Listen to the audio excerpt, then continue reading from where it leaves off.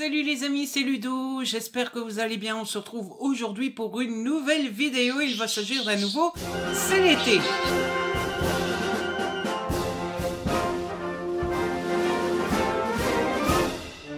En effet, je pense que ça fait à nouveau une bonne semaine que je vous ai pas filmé de nouveaux numéros de C'est l'été. Apparemment, le canari est content de m'entendre. Il ne chantait absolument pas jusqu'à maintenant. Et là, ici, mais écoutez, c'est rien que pour vous. Donc, ça faisait une bonne semaine. Je pense que je ne vous avais plus posté de C'est l'été. Et donc, il est grand temps de venir vous reparler un petit peu. Alors, pour être tout à fait honnête, dans cette partie blabla, j'ai pas énormément de choses à vous dire. Il s'est passé un gros truc en ce moment. Il se passe un gros truc en ce moment. C'est mon moral qui joue complètement aux montagnes russes. C'est-à-dire que j'ai passé un excellent week-end. Ça allait très bien ce week-end. C'était trop méga trop génial. Les perruches s'y mettent. Donc ça, c'était vraiment cool. Et depuis lundi, donc là je vous filme, on est mercredi, normalement je vous mettrai la vidéo mercredi, enfin aujourd'hui directement en ligne. Depuis lundi, ça ne va pas, hein, je ne suis pas bien. Alors je pense que le week-end s'est super bien passé parce que j'ai été 2 fois au cinéma et que du coup j'ai été 2 fois avec des amis et du coup c'était trop cool. Parce que je suis ressortie de chez moi, je suis retournée au cinéma pour la première fois depuis juillet 2019. Je le sais parce que le dernier film que j'avais été voir, c'était Spider-Man Far From Home. On remarquera que j'ai plus facile à dire Spider-Man que de dire Far From Home. Hein, voilà. Et ce qui est trop cool parce que j'ai revu des amis, donc franchement ça m'a fait trop du bien. Donc ça c'était cool. Pour ce qui est des films et de ce que je vous en ai pensé, je vous en parlerai à la fin de la vidéo dans la partie film et séries. Et puis là depuis lundi ça ne va pas. Ça ne va pas pourquoi? Je pense que c'est un combo de plusieurs choses. D'abord, il ne fait que pleuvoir. Alors, je suis pas friand de la chaleur, mais je suis friand du soleil. Je pense que, en fait, l'humain n'a pas tellement besoin de chaleur. Et l'humain n'a pas besoin de 25-30 degrés. Par contre, l'humain a besoin de soleil et de vitamine D. Et clairement, cet été-ci, on en manque de la vitamine D. Hein. Donc, je reprends des capsules de vitamine D. Normalement, on prend ça en hiver, quoi, hein, pas en été. Donc, je pense qu'il me manque de la vitamine D. Je pense que c'est le contre-coup du week-end. Quand vous passez un week-end super, trop méga, trop cool, que vous revoyez des amis, etc. Bah, après, c'est un peu...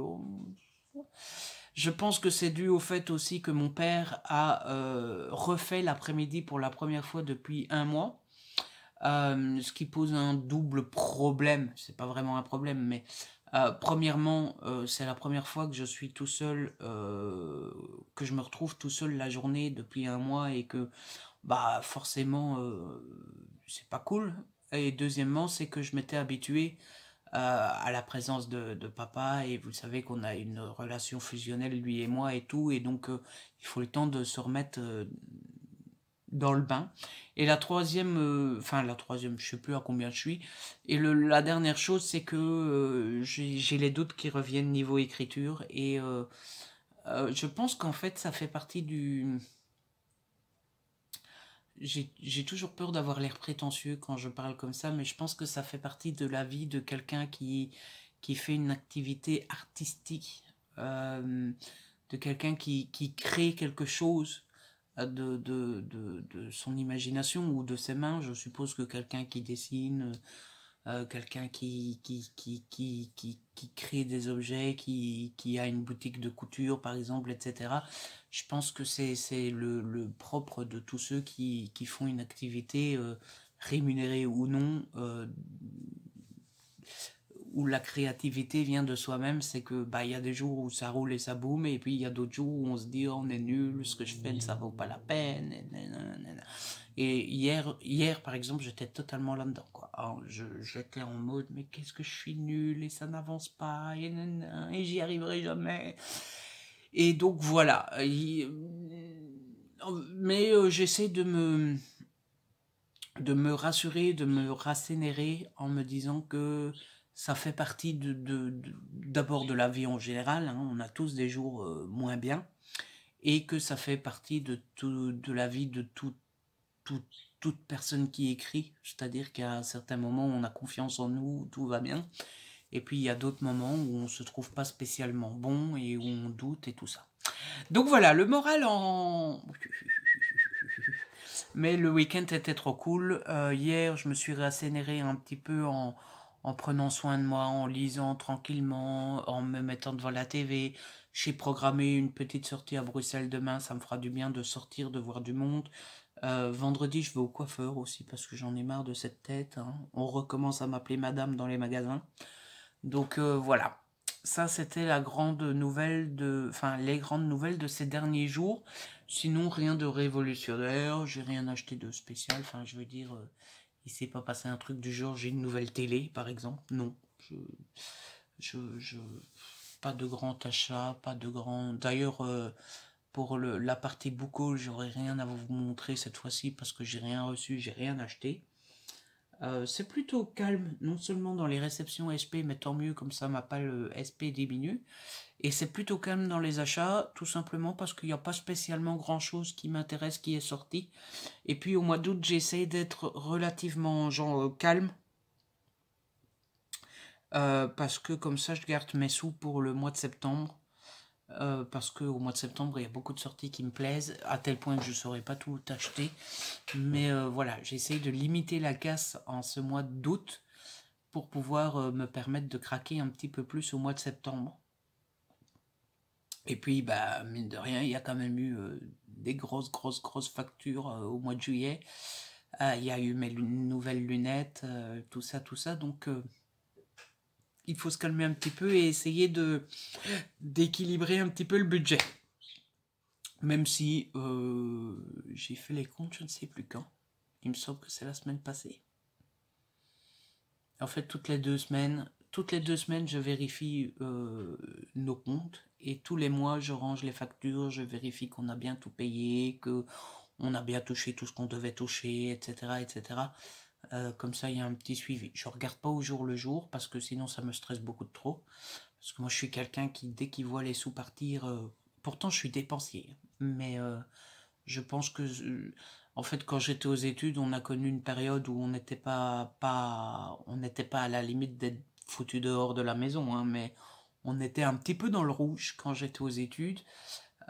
Forcément, mon père m'a élevé tout seul, donc, hein.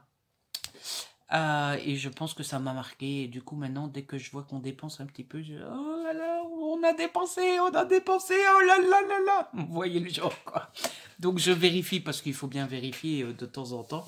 Et puis mon père, lui, il s'en fout complet, hein. Mon père, c'est du genre à tant que les factures sont payées et qu'on peut bouffer, tout va bien. Mais voilà. Sinon, voilà. C'est à peu près tout. Niveau écriture. Alors, niveau écriture, ça va plutôt bien. Je suis à 39 036 mots de ma romance de Noël.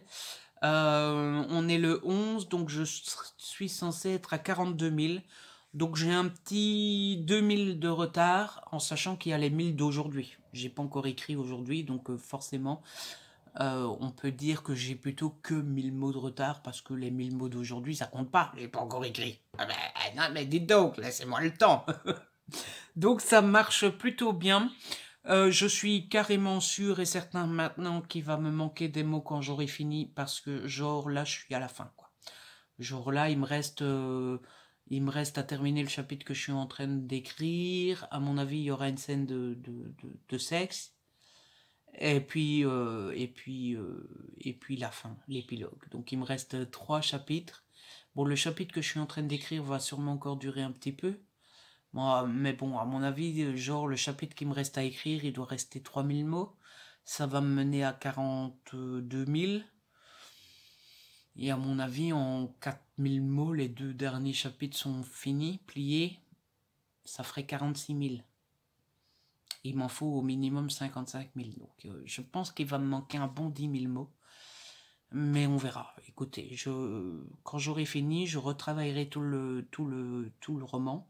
Vérifier que je peux pas rajouter un détail par-ci, un détail par-là. Vérifier que j'ai bien décrit tout le monde, tous les endroits. Que j'ai bien... je sais pas moi. Que je peux pas rajouter un souvenir là, un truc là, un détail, machin. Et puis après, je verrai s'il me manque encore des mots. Et s'il me manque encore des mots, ben, je rajouterai une sous-intrigue. Voilà, c'est ce que je disais à Marie, vous savez, celle qui me bête à lit. Je lui dis, bon, écoute, il y a toujours moyen de moyenner en moyennant. Hein. Il peut tout se passer, il peut se passer une avalanche, quelqu'un peut mourir, il peut y avoir un tsunami, enfin bref, un attentat. Donc bon, on verra bien.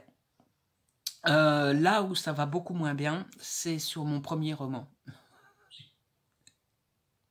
Sur mon premier roman, il n'y a rien qui va, dans ma tête en tout cas. C'est-à-dire que il est plus ou moins prêt. Sauf que, en fait, il y a plein de choses qui me bloquent. Et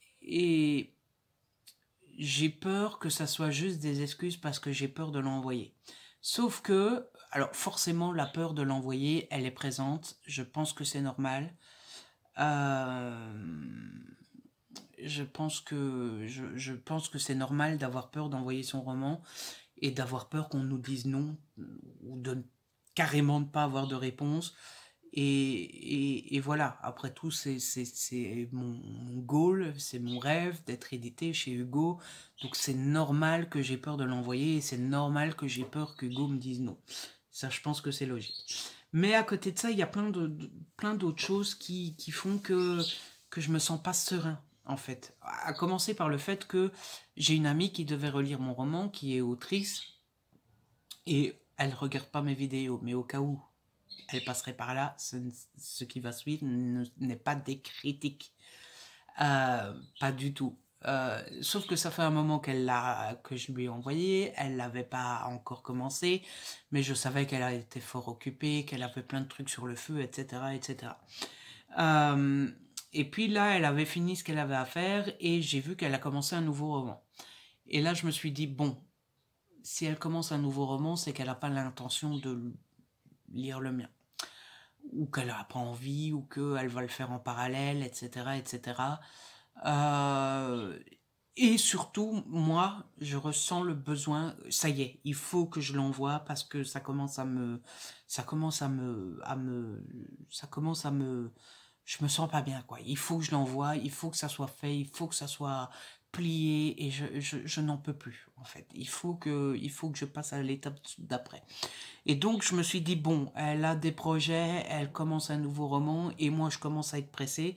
Du coup, je lui ai dit, écoute, laisse tomber, ne le lis plus, je vais l'envoyer. Je pense pas qu'elle l'a mal pris, elle m'a juste dit, ok, comme tu veux. Mais du coup, elle va pas le lire et j'aurais bien voulu avoir son avis.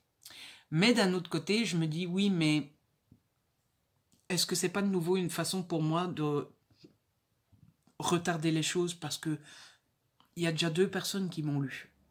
Et à un moment, je vais pas demander à 40 personnes de me lire avant de l'envoyer. Il faut bien que je l'envoie à un moment.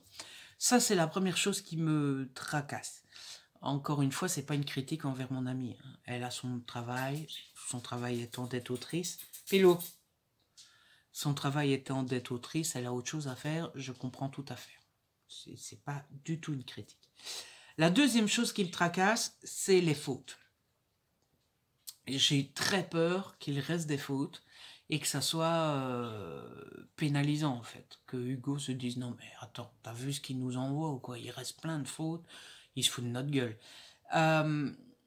Alors, ce qui me fait peur, c'est que je suis très nul en orthographe, en grammaire, etc. Et du coup, moi, je suis incapable de voir ce qui reste comme faute.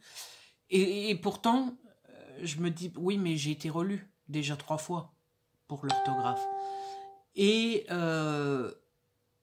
du coup, bah, il ne doit pas rester tant de fautes que ça. Sauf que à chaque fois que je demande à une amie de regarder avec Antidote, machin bidule, il reste des fautes. Donc je me dis oui, mais il reste toujours des fautes et j'ai peur en fait que Hugo se dise non mais attends Ludo, c'est bon quoi. Ton histoire elle est très bien, mais les fautes, laisse tomber quoi. Et la dernière chose qui me retient, c'est comment l'envoyer. C'est-à-dire que sur le site d'Hugo, il est juste mis vous envoyez à telle adresse en format PDF. Bon, ok. Sauf que j'ai déjà eu l'occasion de parler avec des gens de chez Hugo, et notamment une éditrice, et l'éditrice m'avait dit tu nous envoies le manuscrit, un synopsis détaillé et spoilant, et ta bio. Ok. Mais le résumé spoilant, comment est-ce que je l'écris, vous voyez? Est-ce que ça doit être super bien écrit comme le roman? Est-ce que ça doit être écrit normal? Est-ce que, enfin, vous voyez, ou alors sur Twitter, j'avais lu des conseils comme quoi il faut être très concis et dire machin va de A à B et il se passe et point, c'est tout. Et puis truc va à B et C arrive et machin. Enfin, vous voyez, très très court, concis et l'un après l'autre quoi. L'action A déclenche l'action B qui déclenche la. Mais j'ai peur que ça fasse trop liste en fait, trop liste des courses, voyez, et pas structuré, juste pof pof pof pof pof. Sauf que c'est ce qui a l'air de vous falloir faire, mais enfin, vous voyez, je trouve ça contre nature. Du coup, j'aurais tendance à structurer, à faire un texte. Sauf que si je fais un texte, forcément, vous allez rajouter des fioritures pour que votre texte soit structuré, soit joli, soit. Sauf que apparemment, c'est tout ce qu'il faut pas faire, puisqu'il faut être concis et faire va de A à B et il se passe ça et qui va déclencher ça, etc. Donc je sais pas du tout comment écrire ce résumé spoilant. La bio de moi, à part dire bonjour, je m'appelle Ludo, j'ai 30 ans, j'habite là, j'ai un blog machin qui s'appelle comme ça. Qu'est-ce que je raconte d'autre? Et même pour l'envoyer dans le mail, dans le corps du mail, qu'est-ce que je mets et et par exemple, moi, quand j'ai écrit sur mon premier roman, je lui ai donné comme titre Behind the Scene, parce que je trouve que comme ça se passe dans le cinéma et qu'il est acteur, on voit un peu ce qui se passe derrière la scène, vous voyez, dans les coulisses de quelqu'un de connu. Mais est-ce que du coup, le fichier de mon manuscrit, je mets juste manuscrit? Ou est-ce que je marque directement Behind the Scene? Mais dans ce cas-là, est-ce qu'Hugo va pas dire oui, mais trouver le titre, c'est notre boulot, c'est pas le tien? Enfin, vous voyez, je sais pas. Je sais pas. Et, et, et je pense que je suis bloqué et que ça me travaille l'esprit et que ça me fatigue l'esprit et que je deviens fou. À moitié parce que j'ai peur de me lancer et que du coup je me lance pas. Et à moitié à cause de tous ces détails qui, je pense, je prends en considération tous ces détails à cause de ma peur, mais aussi un peu parce que bah, c'est normal de se poser ce genre de questions, je suppose. Et donc voilà, je pense que je vais très bientôt sauter le pas parce que il faut que je le fasse. Je deviens juste fou, quoi. Enfin, ça m'empêche de dormir 3 nuits par semaine, 3 nuits par semaine. Enfin, ça me file des insomnies et puis j'en ai marre, j'ai l'impression de pas avancer, donc il faut que j'avance. Euh, et donc je pense que en fait je vais faire au mieux. Et puis tant pis. Voilà. Enfin, pas tant pis dans le sens tant pis je m'en fous, mais tant pis dans le sens où il faudra bien que je me lance à un moment d'une façon ou d'une autre. Donc je me dis écoute, la seule solution c'est de le faire au mieux, de le faire en ton âme et conscience et de faire au mieux de tes capacités. Sans le bâcler en mode va te faire cuire un œuf, je m'en fous, je te l'envoie et puis hein, advienne que pourra. Et sans non plus encore me torturer pendant 3 mois. Quoi. Ça sert à rien. Donc je pense que je vais travailler sur mon résumé spoilant là aujourd'hui ou demain.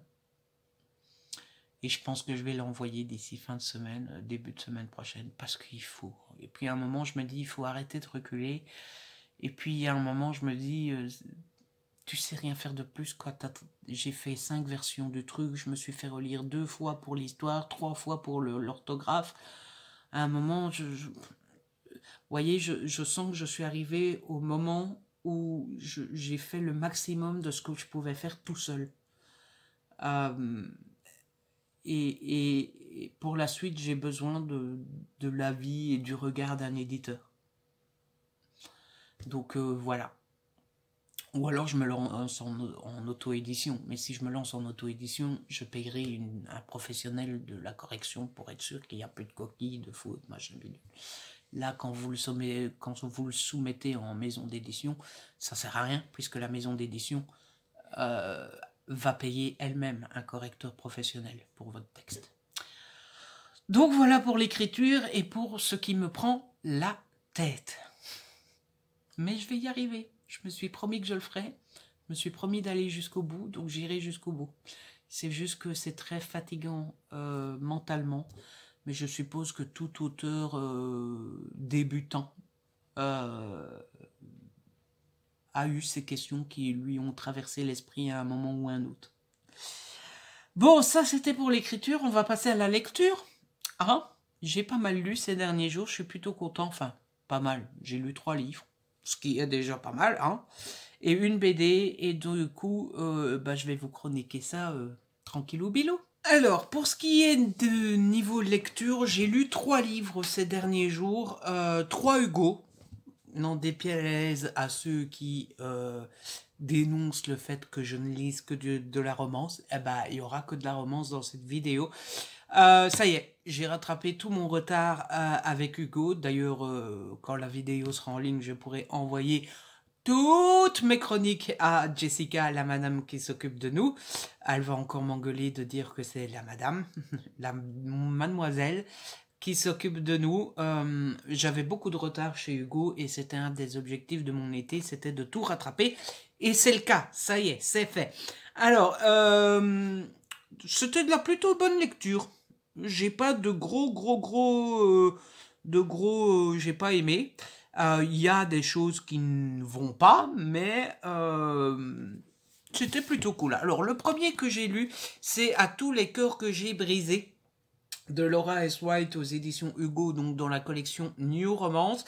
Ce livre me fait à chaque fois chanter, puisque à chaque fois que je lis le titre, j'ai envie de chanter À tous les cœurs que j'ai brisés avant, de l'océan avant,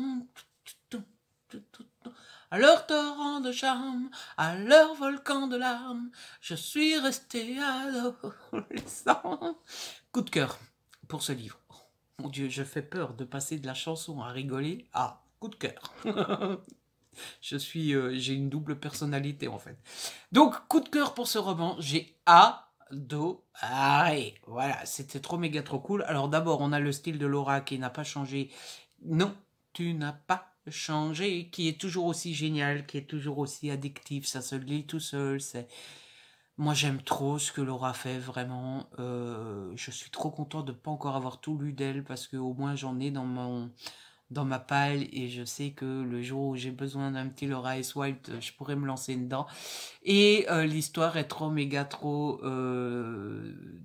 c'est le genre d'histoire plein de bons sentiments, où les personnages sont tout choupis, tout mimi, ils sont mignons, ils sont mignons, mais oui. Donc on a l'histoire de Nolan et de Juliette, ils se sont rencontrés quand ils étaient tout petits, mais genre ils ont 6 ans, quoi. Et ils se rencontrent pendant leurs vacances d'été, ils tombent amoureux et ils se marient à 9 ans. Vous voyez, trop choupi, quoi. Et on les retrouve 20 ans plus tard et il s'est passé quelque chose. Ils sont séparés, ils ne font que penser l'un à l'autre, mais on sait qu'il s'est passé quelque chose sans savoir quoi. Donc on a cette histoire de quand ils se sont rencontrés, ils se retrouvent quand ils sont adultes, il s'est passé quelque chose. On a des flashbacks dans le passé, ce que d'habitude je n'aime pas du tout, mais ici ça passe crème. On a une thématique que d'habitude je n'aime pas du tout, mais je trouve qu'elle est plutôt bien traitée. Alors c'est pas tellement qu'elle est traitée dans le sens où, c'est quelque chose que j'aime vraiment pas normalement dans la romance. La dernière fois, je vous avais dit qu'il fallait le dire à l'avance parce que je sais que certains n'aiment pas ça. Ici, je trouve que finalement, on s'en passerait bien de le dire parce que je trouve que, bah, en fait, c'est quelque chose que le monsieur a fait, mais je trouve qu'il a été puni pour ce qu'il a fait. Et donc, c'est bien. Voilà. Parce que oui, il a fait une connerie, mais il s'en est mordu les doigts et il a été puni, donc tant mieux. Il y a des méchants. Alors, il y a un méchant, c'est pas vraiment un méchant, c'est juste un idiot. Vous voyez, le genre qui se comporte... Le genre, je suis intelligent, mais en fait non, c'est juste un imbécile, fini. Et qui est fils de papa, puisque papa est le patron et tout ça, et donc il use de sa position d'être le fils du patron pour pouvoir s'imposer, pour montrer qu'il est intelligent. Sauf que ça montre qu'il est encore plus con qu'on pensait au départ. Et puis on a un vrai méchant, et alors je peux pas vous dire qui est le méchant parce que ça vous spoilerait, et je pense que c'est typiquement le genre de livre où il faut pas trop en savoir à la base, et qu'il faut découvrir au fur et à mesure, mais il y a un vrai gros méchant, genre connard, hein, voilà. Et je trouve que ce genre de méchant-là, c'est mes méchants préférés dans la romance. Et à chaque fois qu'il y a ce genre de méchant-là, moi j'accroche beaucoup. Et du coup, j'ai adoré. Et puis Laura a réussi ce truc de distiller tout du long. Tous des petits trucs, des petits débuts d'histoire, vous voyez, des petits jalons, et à la fin, paf, ça fait des chocs à pic et ça part dans tous les sens. Et nos héros souffrent un petit peu, mais bon, Laura ne peut pas s'empêcher de faire souffrir ses héros. Hein, ça, c'est du Laura. Oh, Laura. Oui, j'ai une mèche qui m'ennuie, là. Enfin, remarquez, ça fait un peu rebelle, quoi. Ça fait un peu... voyez. J'allais dire, ça fait un peu coiffé, décoiffé, mais moi, ça marche pas, ce genre de truc-là. Vous voyez, genre, dans les romances, il y a toujours le mec coiffé, décoiffé, qu'on dirait qu'il vient de sortir du lit, c'est trop sexy et tout. Moi, quand je suis décoiffé, on dirait que je viens de mettre ma main dans une prise électrique. Ça fait rien. Ça fait absolument pas sexy de genre, il vient de sortir du lit. Hein. Sur moi, ça marche pas. Bref, je suis désolée, Jessica, je suis incapable de faire une chronique sérieuse. Voilà, lisez ce livre, j'ai beaucoup trop aimé, et puis regardez-moi cette couverture. Déjà rien que pour la couverture. Moi je dis ça vaut la peine de l'acheter rien que pour la couverture. Ah. Et faites pas genre. Vous êtes exactement comme moi à acheter un livre rien que pour la couverture. Faites pas genre. Non mais... Donc voilà, achetez-le, j'ai adoré, coup de cœur. Il se retrouvera sûrement, sans doute, il y a de grandes chances, dans le top 10 de mes meilleures lectures de l'année. Ensuite, j'ai basculé chez New Way, puisque j'ai lu L'été où j'ai dit oui de Lindsay Roth Kelly aux éditions Hugo, dans la collection New Way. Donc, j'ai bien aimé. J'ai une réserve. En fait, c'est le genre d'histoire sympatoche, avec lequel on passe un bon moment. Le genre d'histoire d'été, en fait. Vous voyez, vous lisez ça au soleil, vite fait, bien fait. Vous passez un super bon moment. Maintenant, est-ce que dans un an, je me souviendrai de l'histoire? Oh, il y a un avion qui passe. Je ne sais pas si ça s'entend à la caméra. Donc, c'est l'histoire d'une jeune fille qui s'appelle Rachel. Rachel est un petit peu le genre... comment dire? Le genre un peu... ennuyeuse. Je sais pas si on est ennuyeux parce qu'on est comme ça, mais vous voyez, c'est le genre à fond dans les études, on ne sort pas, on ne fait pas de bêtises, on passe sa vie à travailler, à étudier, à lire, à la maison, pas d'alcool, jamais, pas de sortie, jamais. Enfin, vous voyez, genre la fille très, très, très, très sage. Et elle s'en rend compte à l'été, après, juste avant de rentrer à l'université, elle s'en rend compte et elle tombe sur un livre et elle se dit, bah c'est vrai ça, je devrais peut-être plus souvent dire oui. Et donc, elle va se mettre à dire oui à tout pour vivre des expériences et pour être un petit peu moins toute seule, quoi, dans son coin. Et c'est là où vient ma petite réserve, c'est que je trouve qu'il y a un trop gros écart entre les deux extrêmes. C'est-à-dire qu'on passe de l'extrême à je ne fais rien, je dis toujours non, etc. à l'extrême, je dis toujours oui à tout.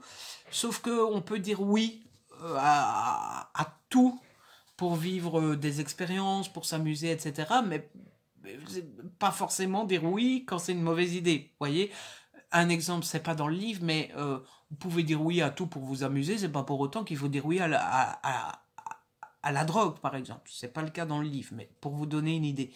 Et là, elle dit oui, même aux mauvaises idées, et oui, oui, c'est bien de dire oui, mais vous voyez, autant c'est pas bien de dire non à tout et de ne pas vivre d'aventure, autant c'est pas bien non plus de dire oui à tout et de faire des bêtises. Et je trouve que voilà, le problème du livre, c'est que on passe de cet extrême à l'autre et c'est dommage. Euh, et puis j'ai trouvé qu'il manquait d'un gros déclencheur. Parce que là, elle se rend compte qu'elle dit jamais oui, ok, et elle tombe sur un livre en mode ouais, changez votre vie, vivez des aventures et dites oui. Ok, mais je trouve que on change. Enfin, j'ai du mal à me voir changer complètement de personnalité juste parce qu'on tombe sur un livre qui vous dit ouais, changez votre vie, dites oui. Je trouve qu'on change de personnalité quand il nous arrive un gros truc traumatisant ou marquant dans notre vie. Genre si sa meilleure amie serait morte et qu'elle se rendrait compte que sa meilleure amie ne s'est jamais amusée de sa vie, là je peux comprendre qu'on change de personnalité, qu'on ait eu un choc en se disant oh là là je veux pas mourir comme elle sans avoir vécu d'aventure. Là non, c'est juste en tombant sur un livre, je me suis dit est-ce que tu changes autant que ça en une soirée, en tombant sur un livre qui te dit dites oui à la vie? Je suis pas persuadé. Voilà. Mais franchement, c'était chouette. Il se passe plein de petits rebondissements. Il se passe plein de petites activités. C'est plutôt bien écrit, je sais pas, mais écrit suffisamment bien et de façon suffisamment addictive pour que ça se lise vite. C'est très court, hein, ça fait de mémoire 230 pages, un truc comme ça. Ouais, voilà, ça fait à peine 226 pages. Donc ça se lit très rapidement. Ça se passe juste pendant l'été. Il n'y a pas avant, il n'y a pas après, c'est l'été, point barre. Donc voilà. Bon, après, c'est des histoires d'ados, de oui, j'ai dit, oh, j'ai osé dire oui, de sortir, oh là là. Voilà. Mais j'ai l'air fort critique, il me semble, dans cette chronique. Et pourtant, j'ai bien aimé, hein, franchement. Mais en fait, si je devais résumer, ça serait le livre parfait pour l'été quand vous voulez quelque chose de léger sans trop prise de tête. Mais c'est pas révolutionnaire, c'est pas super méga trop cool et tout ça quoi. C'est oui, mais sans plus. Voilà, ce qui est déjà pas mal, hein. Franchement, c'est cool aussi des lectures. Oui, mais sans plus. Et le dernier livre que j'ai lu, c'est Styx Riders, le tome 3, La luxure d'Arès de Calypso Galdin aux éditions Hugo, dans la collection New Romance cette fois-ci. Ce livre-là commençait assez mal et pourtant finalement j'ai adoré. Alors, il commençait assez mal et ça restera le point négatif pour moi à cause de l'histoire d'amour entre les deux personnages. Donc dans ce livre-ci, on a Gold et Ruby. Et en fait, Ruby est amoureuse depuis toujours de Gold, sauf que Gold ne fait jamais attention à elle.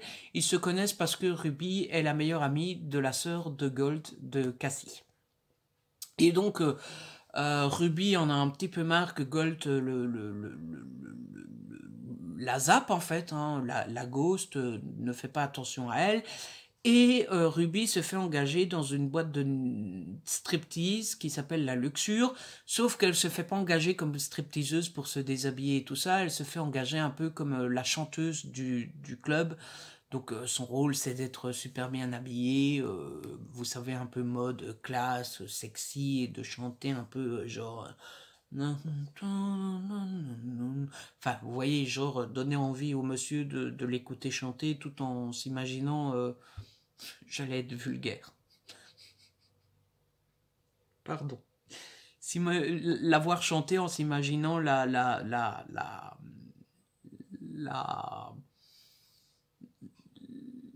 avoir des plaisirs charnels avec elle. Voilà, restons polis.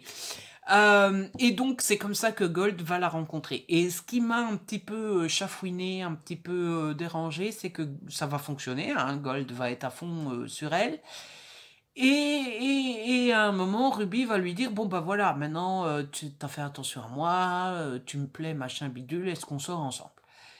Et en fait, ce qui m'a perturbé, c'est qu'on est passé du Gold qui s'en fout complètement de Ruby et qui ne la connaît pas, etc., à Gold qui dit, ah bah oui, j'ai des sentiments pour toi, on peut se mettre ensemble. Sauf que ce qui a changé entre les deux, c'est juste qu'ils ont fait chip chip badaboum à la luxure. Oula, j'ai bugué. Et selon moi, il manque une étape. C'est-à-dire que on se rencontre, on se connaît pas, on fait tchic tchic badaboum, et puis on sort ensemble, et entre le tchic tchic badaboum et le on sort ensemble, selon moi, il manque un petit peu bah on apprend à se connaître un petit peu en dehors du sexe, hein. Et puis on se dit, ah bah elle me plaît niveau sexe, elle me plaît niveau tous les autres niveaux, on peut se mettre ensemble. Là on passe de, on se connaît pas, on fait tchic tchic badaboum, on a des sentiments, on sort ensemble. Et j'ai du mal à comprendre un petit peu comment on peut sortir avec quelqu'un juste parce que parce qu'on vient de faire tchic tchic badaboum et que ça se passe bien, quoi. Vous voyez, et du coup j'ai eu du mal un petit peu à accrocher à toute leur histoire à cause de ça, parce que je suis resté bloqué sur ce détail de moi, je veux bien, j'ai des sentiments pour toi, mais vous avez fait que faire l'amour. Non mais dites donc, ça veut dire que, enfin vous voyez ce que je veux dire, ça veut dire que la relation est basée sur le plaisir charnel, quoi, mais et tout le reste. Non mais dites donc. Donc voilà, ça m'a un petit peu perturbé. Pour le reste, je vous disais que pourtant j'avais adoré. Eh bien, j'ai adoré parce qu'on est toujours dans l'univers des Styx Riders. Oh, mon accent. Styx Riders. Oh yeah, baby. Ah. Et là, pour le coup, j'adore. Alors, j'adore d'abord parce que il y a les personnages qu'on a rencontrés dans les deux premiers tomes, Ash et Alex. Vous le savez, j'avais eu un énorme coup de cœur pour le tome 2 qui était centré sur Alex. Et du coup, je suis trop méga attaché à Alex que je sais pas, ce gamin me plaît d'amour.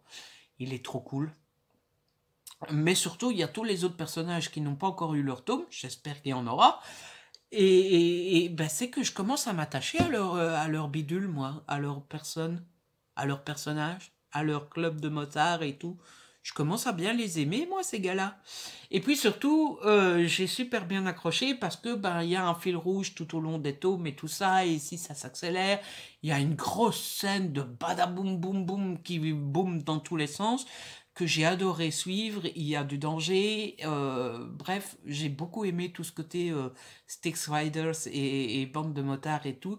Et franchement, c'est ce qui a sauvé ce tome et qui a fait que j'ai adoré la fin et qui a fait que, alors que j'étais pas dedans au début, si s'il y avait déjà un quatrième tome et que j'avais le quatrième tome sous la main, je pense que j'aurais enchaîné parce que finalement j'ai adoré la fin. Voilà. Donc demi-teinte pour ce troisième tome. Après, je me demande s'il souffre pas un peu de la comparaison avec le tome 2 parce que j'avais eu un énorme coup de cœur pour le 2 et du coup pour un tome 3, passer après un tome 2 pour lequel j'ai eu un coup de cœur, c'est pas facile. Et du coup, peut-être que ça a fait que voilà, hein, ça se pourrait bien aussi. Donc, j'espère que Madame Calypso Galdin a l'intention d'en écrire un quatrième, et j'espère que Monsieur Hugo, je sais pas, est-ce que je dois parler de l'entreprise Hugo, mais du coup c'est Madame Hugo, ou est-ce que je dois parler du patron d'Hugo, et du coup c'est Monsieur Hugo? Je ne sais pas. Toujours est-il que j'espère que Madame Calypso va en écrire un quatrième, et j'espère que Hugo va l'éditer. C'est tout pour les livres que j'ai lus. Là, je vous me présente ma lecture en cours. J'ai changé d'univers. Je suis passé au thriller. J'ai commencé Le Cadeau de Sébastien Fitzek aux éditions L'Archipel. Mais je traîne pas trop dessus. D'abord parce que j'ai lu que 30 pages. Et puis parce que, comme d'habitude, je vous en parlerai quand je l'ai fini. Mais je me suis dit qu'après 3 petites romances, ça serait pas mal de lire un petit peu de thriller. C'est tout pour ce qui est des livres. Il faut que je vous parle d'une BD que... Ouh, je suis un petit peu près là. Hein, voilà. Si j'ai un défaut sur la peau, vous le verrez. Je pense pas que j'en ai. que je n'ai pas lu récemment, mais en fait, je devais vous en parler dans le dernier C'est l'été et je ne le trouvais plus. Du coup, je vous en ai pas parlé, mais c'est parce que je l'avais rangé dans les Star Wars, dans mes livres Star Wars. Pourquoi? Ça n'a aucune logique, mais c'est comme ça. Donc j'ai lu Photos de famille recomposées, c'est le tome 2, il n'y a pas de sous-titres. C'est toujours de Sty et de Harmel et c'est aux éditions Bambou. Alors, pour vous dire la vérité, toute la vérité, rien que la vérité, je le jure, j'avais déjà lu le premier tome et j'avais été moyennement convaincu. Et j'avais dit aux éditions Bambou, écoutez, c'est comme vous voulez, j'ai pas forcément beaucoup aimé le premier tome, j'ai pas détesté non plus. Donc j'avais dit à Bambou, moi je veux bien tester le deuxième, mais voilà. Voilà mon avis sur le premier, maintenant à vous de décider. Soit vous me l'envoyez, soit vous vous dites, bon bah Ludo, t'as pas forcément aimé le premier, on va pas t'envoyer le deuxième. C'est à vous de voir. Et ils m'ont envoyé le deuxième. Du coup, j'ai lu le deuxième, j'ai testé le deuxième, et écoutez, mon avis est assez similaire au premier, et pourtant, j'ai un peu plus aimé ce deuxième. Pourquoi? Je ne sais pas. Je pense que c'est comme tout, la lecture dépend un petit peu de l'état d'esprit au moment où on lit le livre ou la BD, et que j'étais peut-être dans un meilleur état d'esprit en lisant ce deuxième qu'en lisant le premier. Tout simplement. Alors, si vous ne connaissez pas encore le principe, c'est le principe des familles recomposées. Vous avez donc le papa, la maman, sauf que bah ils n'ont pas eu leur enfant ensemble. Ils viennent de se remettre ensemble. Et donc, vous avez les enfants du papa, les enfants de la maman, et ils vivent ensemble. Et donc, voilà, c'est des gags d'une page. Je vais vous montrer un petit peu les dessins à l'intérieur. Alors, j'ai plus souvent ri et souri dans ce deuxième tome que dans le premier, mais comme je vous disais, je pense que ça dépend de l'humeur. En fait, je devais être moins dedans quand j'ai lu le premier que quand j'ai lu le deuxième. Par contre, je continue à croire et à penser que on savoure davantage et on est davantage dedans lorsqu'on connaît la famille recomposée, lorsqu'on fait partie d'une famille recomposée, que lorsqu'on ne connaît pas la famille recomposée. Moi, j'ai jamais eu de famille recomposée, j'ai jamais vécu ça, j'ai jamais été dans ce cas-là, et du coup, bah, je pense que il y a des situations qui nous échappent, il y a des situations qu'on n'a pas connues, il y a des situations on ne sait pas ce que c'est, et du coup, bah, forcément, vous voyez ce que je veux dire, on est moins dedans, on est moins concerné par ce qui nous est expliqué. Mais sinon, j'ai passé un plutôt bon moment. Donc voilà, à vous de voir si vous avez envie de tester. Et surtout si vous connaissez la famille recomposée, si vous en avez une vous-même, ou si vous connaissez des amis qui sont dans le cas, ça pourrait vous plaire ou leur plaire. C'est peut-être une bonne idée de cadeau, si jamais vous connaissez des amis ou de la famille qui est en famille recomposée. Je suis pas sûr que la phrase était claire, mais j'espère que vous avez compris l'essence de la phrase. Et donc voilà pour ce qui concerne la lecture. On va parler cinéma maintenant, et j'ai pas mal de choses à vous raconter côté cinéma. J'ai vu 4 films le week-end dernier, donc 2 au cinéma et 2 à la maison. Ouais, j'avais envie de films, du coup j'ai regardé des films, tranquille ou bilou. Et le bilan est plutôt positif parce que j'ai plutôt bien aimé ce que j'ai vu. Alors, le premier film que j'ai vu, c'est Hitman et Bodyguard 2. Je pense qu'ils l'ont appelé Hitman Wife's Bodyguard. J'avais beaucoup aimé le premier tome, enfin le premier film. C'est de la comédie d'action en fait. Et donc dans le premier film, c'est Samuel L. Jackson qui joue un méchant. Et Ryan Reynolds rend service à une ancienne connaissance et va protéger le méchant. Ryan Reynolds étant garde du corps professionnel. Ça va, je vous spoil pas le premier film, sauf que dans le deuxième, du coup, on retrouve Ryan Reynolds enfin, le premier film a laissé des traces et donc ça reprend là où on a, enfin, quelques semaines ou quelques mois après le premier film. J'avais adoré le premier, que j'avais trouvé très rythmé, très réussi, avec des bonnes scènes d'action, avec de l'humour. certes parfois un petit peu potache, mais qui restait plutôt au-dessus de la ceinture, qui restait plutôt correct, qui restait... c'était pas pipi caca, quoi. Et donc j'avais hâte de voir ce deuxième film. En fait, pour la petite anecdote, ça m'a beaucoup fait penser à ce livre-là. C'est que je parlais avec un ami vendredi soir et il était déjà genre 9h15, 9h20. Donc moi j'étais déjà en pige, couché, tranquille, en mode YOLO, quoi. J'ai 30 ans, je suis vieux, je suis au lit à 9h, quoi. Et donc je parle à un ami sur Facebook et je lui dis qu'est-ce que tu fais, machin. Et puis à un moment il me dit je te laisse, je vais manger et après on va au cinéma à la séance de 10h30. Et je lui dis bah tu vas voir quoi? Et il me dit Inman et Bodyguard 2. Et je dis ah bah justement j'ai envie de le voir. Il me dit bah tu veux venir? Et en temps normal ce genre de truc je dis non. Parce que je suis déjà couché, je suis déjà en pyjama, je suis déjà... Enfin, genre, Papy Ludo, sortir à 10h30 au soir, je laisse ça aux jeunes de 16 ans, quoi. Hein. Et là, j'ai dit oui. Et donc, on a été le voir, et autant, comme je vous le disais au début de la vidéo, j'ai adoré ressortir, j'ai adoré revoir mon ami, j'ai adoré retourner au cinéma, autant le film...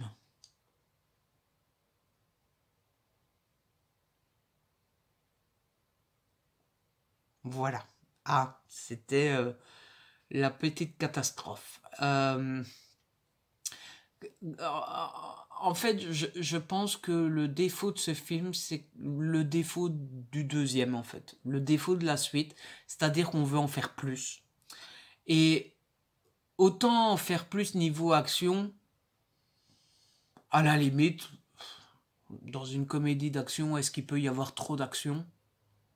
Une scène d'action, c'est une scène d'action. C'est un peu difficile de rater une scène d'action, il suffit de faire boum boum, on tire au flingue et voilà.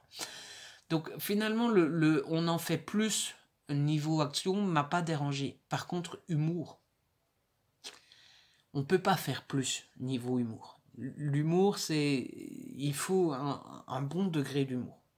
Si vous faites trop peu d'humour, c'est pas drôle. Mais si vous faites trop d'humour, c'est pas drôle parce que vous tombez dans le pathos, dans le ridicule, dans le pipi caca et du coup, c'est gênant. Et en fait, Inman et Bodyguard, autant le premier film, je trouvais qu'ils étaient justes, qu'ils en faisaient pas trop peu, pas trop, autant dans le deuxième, c'est pas qu'ils en font trop, c'est qu'ils sont au 7e étage du trop, quoi. Enfin, au gratte-ciel même, au rooftop. Arrêtez le massacre. Voilà, c'était mauvais, mais alors vraiment mauvais. Et puis des trucs de sexe, des blagues de sexe, mais d'une lourdeur. Vous voyez, alors dans le premier film, il y avait le duo Jackson-Reynolds, et dans celui-ci, ils ont rajouté une femme, puisque bah, le titre veut dire ce qu'il veut dire, hein, Hitman Wives Bodyguard, c'est parce qu'il y a la femme en plus. Et donc vous avez une scène où... Enfin, vous voyez, ils sont sur un bateau et du coup, elle commence à parler de sa vie sexuelle. Déjà dans la réalité, quand vous parlez de sexe avec un ami, est-ce que vous parlez de sexe à un ami dans un lieu public en gueulant pour que tout le monde entende? Et là, elle est, oh, j'adore quand il joue avec mon petit minou, nanana. Et forcément, on dézoome et juste à côté, il y a le groupe de bonnes sœurs, quoi, de religieuses, et elles sont toutes là choquées et tout ça. Et déjà, je trouve ça lourd de base. En plus, on a déjà vu ça des centaines de fois. Et en plus, moi, ça me gêne quand je vois la femme, là, il joue avec mon minou, j'adore ça, nanana. Mais qu'est-ce que ça a de drôle, pardon, mais c'est malaisant, je trouve. Et c'est comme ça tout le long, quoi, et non. Donc voilà, j'ai pas du tout accroché à ce premier film. Le deuxième film que j'ai vu, c'est Rampage, Hors de contrôle avec Dwayne The Rock Johnson. C'était la première fois que je regardais un film à grosse bête comme ça. C'est-à-dire que jusqu'à maintenant, j'avais jamais osé Godzilla, King Kong, tout ça, tout ça. Je ne sais pas pourquoi, dans mon esprit, ça n'allait pas me plaire. Alors j'ai bien vu les Jurassic Park, mais je sais pas, dans ma tête c'était différent. Et donc là, je me suis dit, bon, bah c'est avec The Rock, j'aime plutôt bien The Rock et tout. Et donc je vais tester. Et ma foi, j'ai plutôt bien aimé. Alors, je pense que j'ai bien aimé d'abord parce que, bon, je dois avouer que je suis quelqu'un qui est assez friand des films boum boum, badaboum, où ça explose dans tous les sens, ou catastrophe et tout ça. Je suis plutôt bon public pour tout ça. Je trouve que The Rock est... The Rock, je sais pas pourquoi je dis The Rock comme ça. Genre, je veux faire l'anglais, quoi. Je trouve que Dwayne The Rock Johnson est parfait dans ce genre de rôle. Franchement, le rôle gros bras et tout ça, lui va à merveille. En même temps, je connais The Rock de... J'arrive plus à dire The Rock autrement que The Rock. En même temps, je connais The Rock déjà de quand il était dans le catch, hein, puisque vous savez que j'aimais beaucoup le catch. J'ai complètement abandonné depuis maintenant 2 ans, maintenant je pense, mais j'étais très fan de catch avant, donc je connais The Rock. The Rock depuis longtemps. J'ai beaucoup aimé le fait qu'il se concentre sur deux bestiales, deux bestiaux, deux monstres, et qu'il n'y en ait pas 40 000 par-ci par-là. Et puis surtout, ce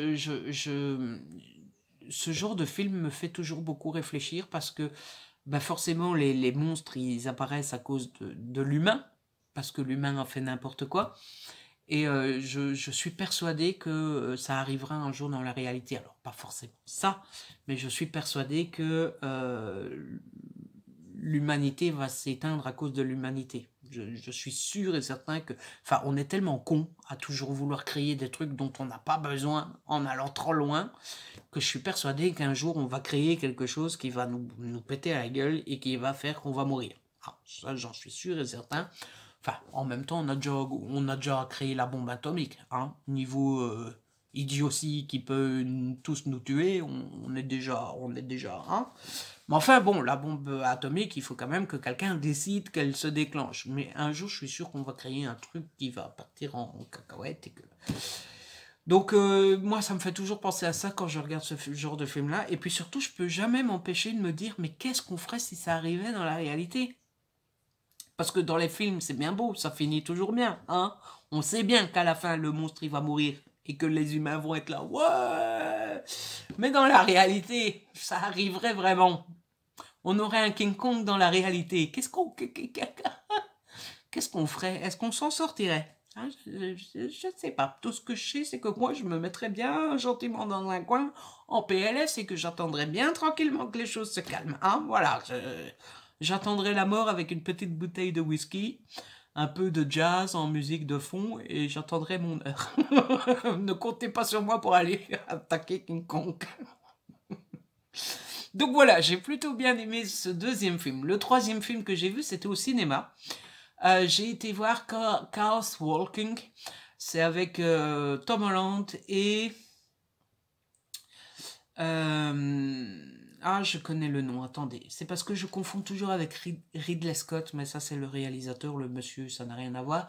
La madame, elle s'appelle Daisy Scott, rien à voir.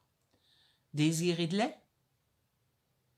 Pourquoi est-ce que j'hésite avec Ridley Scott? C'est qu'il y a soit Scott ou soit Riley, ou soit Daisy dans le nom de la madame. Enfin bref, c'est la madame qui joue Rey dans les nouveaux Star Wars. J'ai beaucoup aimé ce film. Je viens d'apprendre que c'est adapté d'un livre. Je ne savais pas du tout, mais du coup, j'ai très envie de découvrir le bouquin. Donc, c'est l'histoire d'un monde où on rencontre Tom Holland qui joue... il répète son nom 40 000 fois dans le film, je vous dirai pas pourquoi, mais vous le découvrirez, qui s'appelle Todd Whittaker, oui Meyer, je ne sais plus. Enfin bref, il joue Todd, et donc on le rencontre, il est dans un village, qui est le seul village qui reste dans le monde du monde entier, et il n'y a plus de madame. Tous les madames sont mortes. Je vous laisserai découvrir pourquoi. Et l'une des choses du film, et pas des moindres, c'est que ils ont une espèce de brouillard autour de la tête, et en fait c'est leur pensée. Et on peut entendre tout ce qu'ils pensent. Et donc, Dans ce beau monde où il n'y a plus de madame et plus rien, eh bien, il y a madame qui fait Rey dans les derniers Star Wars qui va arriver dans ce monde. Et là, on va découvrir plein de choses. J'ai adoré l'univers, même si je trouve que le film est un peu convenu, qu'il manque un peu de surprise, on voit les choses un peu arriver, enfin, c'est pas... En fait, j'ai adoré l'univers, je l'ai trouvé très bien fichu, très intéressant, mais j'aurais adoré qu'il soit un petit peu plus approfondi. Par contre, j'ai adoré Tom Holland, je suis vraiment fan de cet acteur que j'aime beaucoup. J'ai adoré, il y a 2 scènes très difficiles, dont une qui m'a serré le cœur. Donc ouais, il y a cette scène qui m'a vraiment, vraiment très fortement serré le cœur. Alors je sais que je suis quelqu'un de sensible, mais je pense que ça peut heurter, je ne sais pas si c'est le mot, mais ça peut serrer le cœur à beaucoup de monde. Et puis il y a de l'humour et le duo entre les deux est super bien réussi. Donc c'était vraiment un chouette moment, un chouette film. Maintenant, est-ce que ça aurait pu être un peu plus creusé, avoir plus de twists et plus de surprises, ça aurait été mieux. Je sais pas du tout s'il y a une suite. Je viens d'apprendre hein, pour les livres que c'est adapté d'un livre, donc je sais pas du tout si c'est un one shot ou si c'est une trilogie, etc. Mais franchement, l'univers est tellement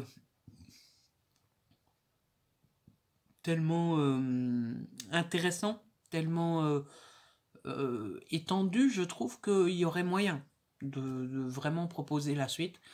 Donc bah, j'espère très fort, et puis si c'est pas le cas, bah tant pis, hein, voilà. Et enfin, le dernier film que j'ai vu ce week-end, c'est The Good Criminal avec non, c'est pas Denzel Washington, c'est Liam Neeson. Ça n'a rien à voir en plus. Avec Liam Neeson, bon, c'est pas que j'ai pas aimé, c'est que c'était assez... En fait, je trouve que les films de Liam Neeson se ressemblent tous. Vous avez vu un Liam Neeson, vous les avez tous vus, c'est toujours plutôt la même chose, et puis j'ai toujours beaucoup de mal à... C'est pas tellement que je le trouve pas convaincant, Liam Neeson, c'est juste qu'il fait un peu papy, je trouve, et c'est un peu papy se bagarre, quoi, hein, franchement. Donc c'est pas que j'aime pas, c'est juste que j'ai toujours un peu de mal à imaginer Liam Neeson dans la réalité. Enfin, vous voyez, comment il s'appelle, Jason Statham, euh, c'est Jason Statham, hein, se bagarrer, vous vous dites, quand vous voyez le gaillard, vous vous dites que dans la réalité, c'est bien possible qu'il se bagarre un petit peu bien comme il faut. Vous voyez Liam Neeson dans la réalité, vous avez quand même un petit peu de mal à vous imaginer Liam Neeson dans une bagarre dans la réalité. Ah, voilà. Dans le film, en fait, il joue un type qui a fait plusieurs braquages pendant 8 ans, il me semble. Il s'est jamais fait prendre. Et un beau jour, il rencontre quelqu'un. Il tombe amoureux de cette femme et par amour pour cette femme, il se rend bien compte que ils pourront jamais vivre une vraie histoire tant qu'il sera un criminel et tant qu'il n'aura pas payé sa dette à la société et tout. Et donc, il contacte le FBI pour se rendre, pour rendre l'argent qu'il a volé et pour... En fait, il veut faire un comment on dit ça, un pacte, c'est pas un pacte, un compromis. Donc, il se rend et il rend l'argent et en échange, il a une peine réduite. Simplement pour pouvoir sortir plus vite de prison, pour pouvoir plus vite vivre sa vie d'amour avec celle qu'il vient de rencontrer. Le problème, c'est qu'il va se faire doubler par le FBI et que les 2 agents à qui il va confier où se trouve l'argent décident de garder l'argent pour eux et de faire passer Liam Neeson pour le méchant, pour un meurtrier, etc., etc. Et donc Liam Neeson va devoir prouver qu'il est innocent. C'était plutôt cool, on ne s'ennuie pas. Alors ce qui est bien par contre dans les films d'action de Liam Neeson, c'est que je trouve qu'ils ont ce côté... on fait de l'action, on fait des scènes qui font un peu boum boum, etc. Mais pas dans l'exagération, vous voyez, c'est pas du die-hard. Et ça c'est cool aussi. Donc j'ai plutôt bien aimé. Même si, bon bah voilà, c'est pas le film du siècle. Un petit rototo. Je suis désolé. Et donc voilà, je pense que c'est tout ce que j'avais à vous raconter. Il n'y a pas de book haul, comme je vous l'ai dit tout à l'heure. Et je pense que je vous ai raconté tout ce que j'avais à vous raconter. Je pense que la vidéo est de nouveau assez longue. On est à combien? On est à 55 plus les 4 ici. Ça fait une petite heure. J'espère que vous aurez passé une bonne petite heure en ma compagnie et que vous aurez aimé la vidéo. Si c'est le cas, n'hésitez pas à la liker, à la partager, n'hésitez pas à me laisser un petit commentaire, vous savez que j'adore vous lire. Si ce n'est pas encore fait, abonnez-vous, c'est gratuit et ça fait plaisir. Et puis on se retrouve très vite pour une nouvelle vidéo. D'ici là, prenez soin de vous et de ceux que vous aimez. Ciao, bye bye.